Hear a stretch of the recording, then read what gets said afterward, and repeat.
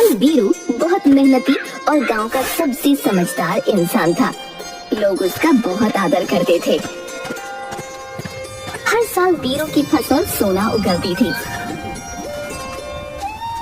एक बार बीरू जब राज्य का कर जमा करने राजमहल पहुंचा, तो उसने देखा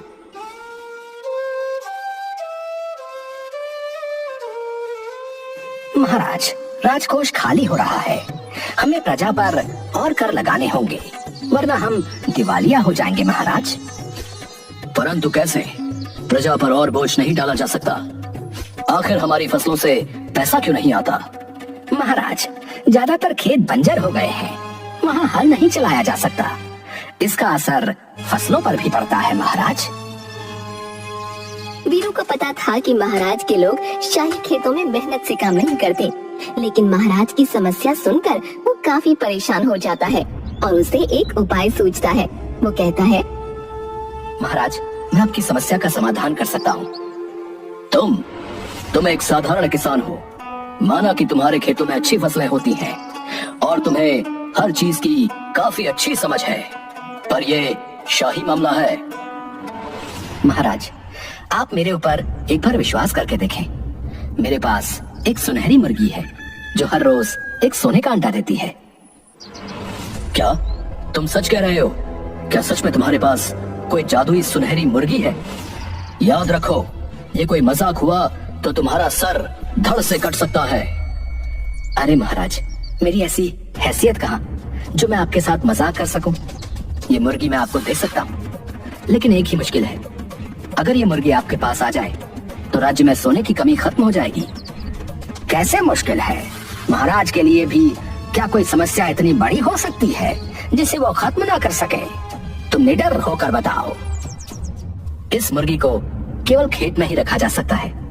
ये अंडे खेतों में देती है। जितना ज्यादा बड़ा खेत होगा उतने ज्यादा ये अंडे देगी।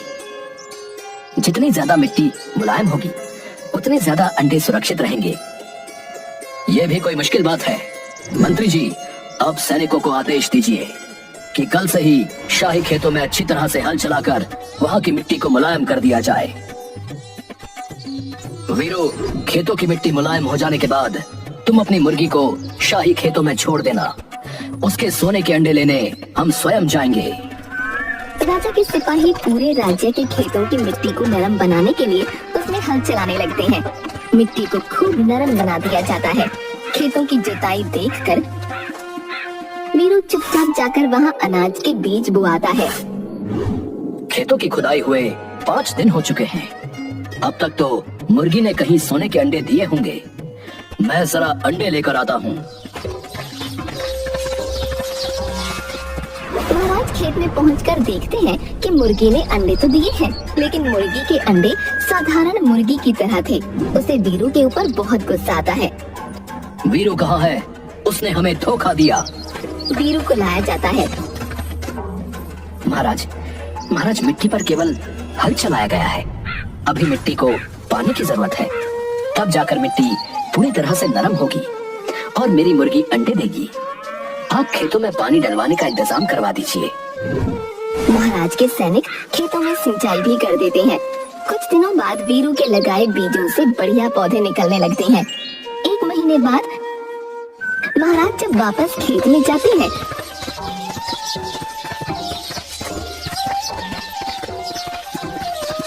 तो उन्हें मुर्गी के अंडे तो नहीं मिलते, लेकिन चारों तरफ खेतों में हरियाली दिखाई देती है। वो फिर से वीरू को बुलाते हैं।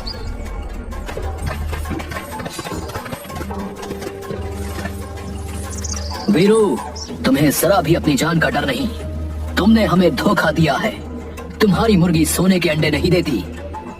महाराज, असली खजाना मेहनत और ईमानदारी में है। शाही खेतों में सही समय पर जुताई और सिंचाई हो, बेहतरीन फसल होगी, जिसको बेचकर अच्छा खासा मुनाफा होगा और राजकोष सोने से भर जाएगा। तो सही कह रहा है। मुझे अपनी गलती समझ आ गई। तुम बहुत समझदार हो। मैं चाहता हूँ कि तुम मेरे सलाहकार बन जाओ। वीरू महाराज का सलाहकार बन जाता है। महाराज वीरू को बहुत से उपहार देते हैं। सब कुछ बहुत अच्छा चल रहा होता है कि एक दिन महाराज के पास सूचना आती है। दुहाई हो महाराज, राज्य में बड़ी मुसीबत आ गई है। काली नाम की एक जादूगरनी राज्य में घुस आई है और जो उसकी बात नहीं मानता वो उन्हें पत्थर का बना रही है। मैं तो जादू से वैसे भी बहुत डरता हूँ। वीरू, तुम्हारी परीक्षा की घड़ी आ गई है। बताओ, राज्य की प्रजा को बचाने के लिए हमें क्या करना चाहिए? महाराज, आप चिंता न करें, मैं खुद उसके पास जाकर उसका सामना करूंगा। वीरू गांव में बनाए गए काली के जादुई महल में जाता है। काली, तुम एक शक्तिशाली जादूगरनी हो।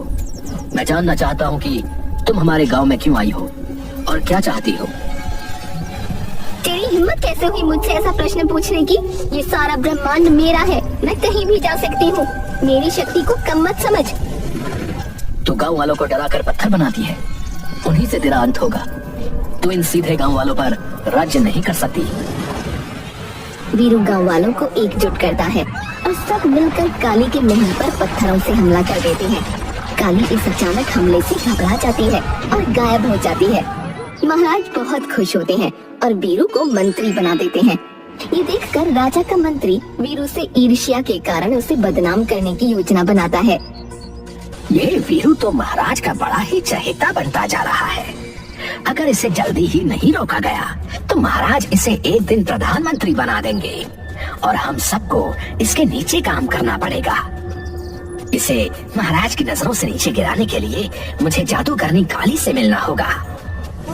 मंत्री जादूगरनी काली से मिलता है। काली, मुझे वीरू को खत्म करने में मदद करो।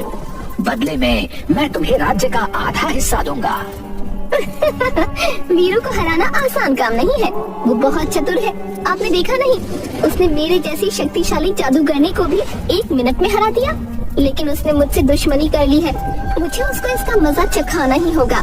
मैं अपनी जादुई ताकत से उसे अपने जादुई जाल में फंसा लूंगी। जैसा मैं कहती हूँ आप बस वैसा करना। काली वीरू को फंसाने के लिए मंत्री को जादुई बीज देती है। तुम इस बीज को चुपचाप वीरू के खेत में लगा दो और दूसरा राजा के खेत में। वीरू के बीज में एक ही दिन में पेड़ निकल आएगा और सोने के सेब फलने लगेंगे। राजा के पेड़ से लोहे के सेब निकलेंगे। मंत्री बीज लेकर राजा के पास जाता है और कहता है, महाराज, देश की भलाई के लिए मैंने कड़ी तपस्या की। मेरी तपस्या से खुश होकर एक परी ने मुझको ये बीज दिया है और कहा है कि अपने राज्य के सबसे समझदार व्यक्ति के हाथों से इसे खेत में लगवा दो तो इसमें से सोने के सेब निकलेंगे। महाराज, शाबाश, तुम सचमुच देशभक्त हो। ये बीज वीरू को दे दो, क्योंकि राज्य का सबसे समझदार व्यक्ति वही है। वो ये जादुई बीज हमारे शाही खेतों में लगा देगा और फिर सोने के सेबों की फसल हमारे खजाने को और बढ़ा देगी। मंत्री वीरू को लोहे के सेबों वाला बीज दे देता है और उसे शाही खेत में लगाने को कहता है और खुद सोने के सेब वाला बीज वीरू के खेत में लगा देता है। कुछ दिन बीत जाने के बाद वो वीरू के सेब के पेड़ से एक सोने का सेब तोड़ता है और बाकी सब उसके खाट के नीचे छुपा देता है। फिर राजा के पास पहुंचता है। महाराज, काफी दिन हो गए हैं। मेरे जादुई बीज में से तो अब सोने के सेब निकलने लगे होंगे। चलिए, आपके शुभ हाथों से ही पेड़ में से सोने के सेब तोड़ते हैं। जब राजा वहां पहुंचते हैं तो पेड़ पर लगे हुए लोहे के सेब देखकर हैरान हो जाते हैं। उसी समय मंत्री काली की योजना के अनुसार सोने का सेब राजा को देता है। अरे, हमारे खेतों में तो लोहे के सेब उगे हैं, तो फिर तुम ये सोने का सेब कहाँ से ले आए? महाराज, मुझे माफ करें, लेकिन मैंने देश के खजाने को भरने के लिए जादुई बीज शाही खेत में लगाने के लिए वीरू को दिया। ये सोने का सेब मैं वीरू के खेत से लेकर आया हूँ। वीरू, मैंने उस पर इतना विश्वास किया और उसने मुझे धोखा दिया। वीरू को मेरे सामने पेश किया जाए। वीरू को राजा के सामने लाया जाता है तो राजा बीज के बारे में पूछता है। महाराज, मुझे किसी बीज के बारे में कुछ नहीं पता। वीरू के घर की तलाशी ली जाए, अपने आप सच्चाई सामने आ जाएगी। जब सिपाही वीरू के घर की तलाशी लेते हैं तो उसके खाट के नीचे उन्हें सोने के सेब मिलते हैं। वीरू को जेल में डाल दिया जाता है। गांव वाले निराश हो जाते हैं। राजा वीरू को जेल में डाल देता है। वीरू के बेटे मुन्ना को जब इस बात का पता चलता है तो उसे महाराज पर बहुत गुस्सा आता है और वो अपने पिता को बचाने के लिए काली के महल में जाने को तैयार हो जाता है। सब लोग उसे समझाते हैं। काली महल में जाने का खतरा मत उठाओ, उसकी जादू की शक्तियाँ बहुत शक्तिशाली हैं, वो तुमको भी पत्थर का बना देगी। ये आप क्या कह रहे हैं? पिताजी इस गांव के रक्षक थे, पिताजी इस समय जेल में हैं। पिताजी को बचाने के लिए मैं अपनी जान की परवाह नहीं करूंगा, उनके बिना गांव भी खतरे में है। गांव में रहने वाली मुन्ना की दादी उसे समझाते हुए कहती हैं, देख मुन्ना, जादूगरनी काली की शक्ति शैतानों की ताकत पर टिकी है।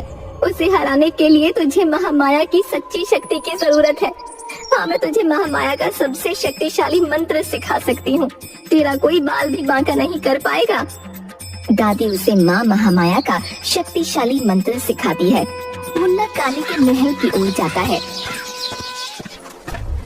काली के महल में अंदर जाने के लिए कोई दरवाजा नहीं था, इसलिए मुन्ना दादी का सिखाया हुआ माँ महामाया का मंत्र पढ़ने लगता है। मंत्र पढ़ते ही काली का महल हिलने लगता है और काली घबराकर महल से बाहर आ जाती है। मुन्ना को देखकर उसका चेहरा क्रोध से लाल हो जाता है। तू मेरी शक्तियों को ललकारने आया है? तेरी इतनी हिम्मत? काली, बुराई सच्चाई से जीत नहीं सकती। अब माँ महामाया की सच्ची शक्ति तुझे खत्म कर देगी। इससे पहले कि काली अपने मंत्र से मुन्ना को पत्थर का बनाती, मुन्ना जोर जोर से दादी का बताया हुआ मंत्र पढ़ने लगता है, जिसकी शक्ति से काली अपनी शक्तियों को खो देती है और एक साधारण महिला में बदल जाती है। देखो काली, सच्चाई की ताकत ने तुम्हारी सारी काली शक्तियों को हरा दिया है। अगर तुम सचमुच जीना चाहती हो तो तुम्हें महाराज के सामने बताना होगा कि सच्चाई क्या है, वरना माँ माया की शक्ति से नहीं बचोगी। मुन्ना काली को ले जाता है जहाँ गांव वाले और राजा इकट्ठा होते हैं। काली सबको सच्चाई बताती है कि वीरू से बदला लेने के लिए उसने मंत्री के साथ मिलकर ये योजना बनाई थी। महाराज वीरू को छोड़ देते हैं और काली को सच बोलने के लिए बहुत सारे उपहार दिए जाते हैं। अपना इतना सम्मान देखकर काली को पहली बार बहुत अच्छा महसूस होता है। वो सोचती है, आज तक कभी किसी ने मुझसे इतना प्रेम नहीं किया, इतना सम्मान नहीं दिया। मुझे भी बुरी शक्तियों का साथ छोड़कर सच्ची शक्तियों को अपना लेना चाहिए।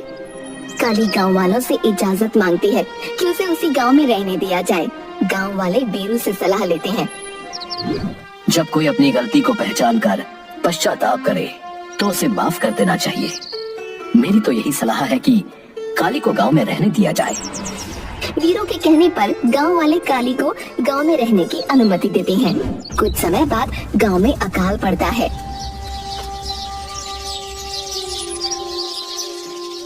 बारिश होने के कोई आसार नहीं दिख रहे हैं। हमारे पास कोई उम्मीद नहीं बची है। अब तो कोई ही अपने जादू से हमारी जान बचा सकती है। मैंने अपनी जादुई शक्तियों को कभी भी उपयोग न करने की कसम खाई थी। अगर मैंने ऐसा किया तो मुझे अपने एक अंग का दान करना होगा, लेकिन अब इस गांव के लिए मुझे अपने जीवन का एक बड़ा त्याग करना होगा। काली गांव के प्राचीन मंदिर में जाती है और अपनी जादुई शक्तियों का उपयोग करके बारिश लाने के लिए एक अनुष्ठान करती है। बारिश होते ही काली अपनी आंखें खो देती है। काली मौसी, आपने हमारी जान बचाई है। हम कभी भी आपके बलिदान को नहीं भूलेंगे। मुझे खुशी है मेरी जिंदगी किसी के काम आई। अब मैं समझ सकती हूँ कि सच्ची खुशी प्यार, दया और त्याग में है, और ये गांव मेरा परिवार है। एक दिन गांव में अजीब घटना घटती है।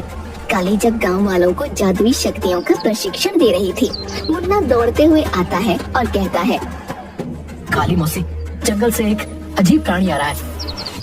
तभी गांव में एक बड़ा आधा पेड़ आधा जानवर जैसा दिखने वाला आकार पेड़ों के बीच से निकलता है और वो बहुत क्रोधित लग रहा होता है। अरे काली बहन, ये तो वनदेव हैं। वो कभी हमारे गांव के पास नहीं आए। मुझे दिखाई तो नहीं दे रहा, लेकिन महसूस हो रहा है कि उन्हें हमारी मदद की जरूरत है। गांव वाले वनदेव के सामने इकट्ठा होते हैं। वो गुर्राता है और टेलीपैथी संदेश भेजता है। काली उसे समझ लेती है।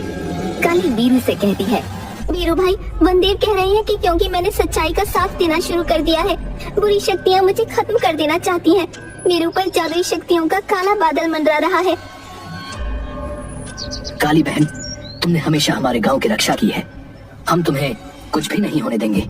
हम तुम्हें तुम्हारे ही जादू की सहायता से बचाएंगे। हाँ पिताजी, हम कई मौसी के सिखाए हुए जादू से कांटे बुनकर हम उन शक्तियों को रोकेंगे और पेड़ों की बेलें हमारी सुरक्षा बढ़ा देंगी। गांव के लोग काली के सिखाए जादू का इस्तेमाल करते हैं और जमीन में से तरह तरह की बेलें निकलकर एक दूसरे से जुड़ जाती हैं। लेकिन जैसे ही रात होती है, बुरी शक्तियां पेड़ की बेलों के जाल से बाहर आ जाती हैं। गांव में अंधेरा होने के कारण वो इधर उधर वार करने लगती हैं, जिससे गांव वाले घायल होने लगते हैं। मुझे अपनी शक्तियों से गांव में रोशनी करनी पड़ेगी। अगर मैंने रोशनी नहीं की तो वो बुरी शक्तियां पूरे गांव को शमशान में बदल देंगी। समय आ गया है, मुझे अपनी जान की कुर्बानी देनी होगी। काली आगे बढ़ती है, अपनी सारी शक्तियों को अपनी सांसों में रोक लेती है और उसकी जादुई शक्तियां एक चकाचौंध रोशनी में बदल जाती हैं। रोशनी से घबराकर बुरी शक्तियां कमजोर होकर गायब हो जाती हैं, लेकिन काली जमीन पर गिर जाती है। वीरू एक सच्चा किसान है, उसकी वजह से सिर्फ मैं नहीं बदली बल्कि पूरा गांव बदल गया। असली जादू सच्चाई और मेहनत में, आपसी प्रेम में होता है। मैं चाहती हूँ कि मेरा ये गांव हमेशा इस बात को याद रखे। ऐसा कहने के बाद काली की मृत्यु हो जाती है, लेकिन जादूगरनी काली के इस त्याग को कभी भी कोई नहीं भूला और गांव का नाम बदलकर कालीपुर रख दिया गया।